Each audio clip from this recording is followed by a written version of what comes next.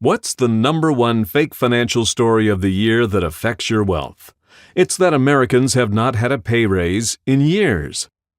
Wages are just not breaking out and rising in a way that we need to see. We have seen lackluster wage growth.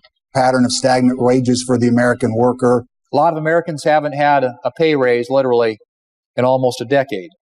Wage stagnation in this country. The American people have dealt with years of stagnating wages. Just not seeing the wage growth that we need to see.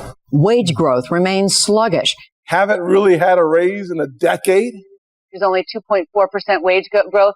That's not enough here. Stagnant wages. American households earn less money today than they did in 2002. Most Americans haven't had a pay raise now for the better part of the last decade. The average American worker has not had a pay raise yet in this century.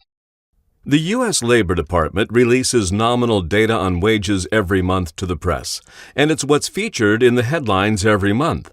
This is the actual press release published for the most recent month available. The wage data goes back just 12 months.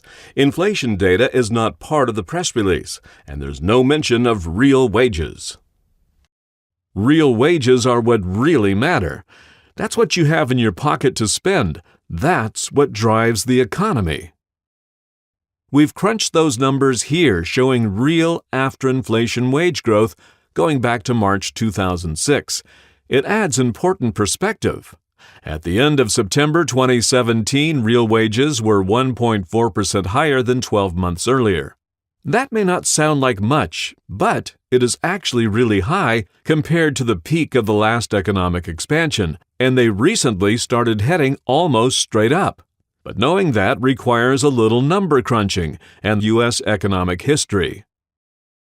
The Brookings Institute, a nonpartisan think tank, crunched wage and inflation numbers dating back to 1981, and here's what they found.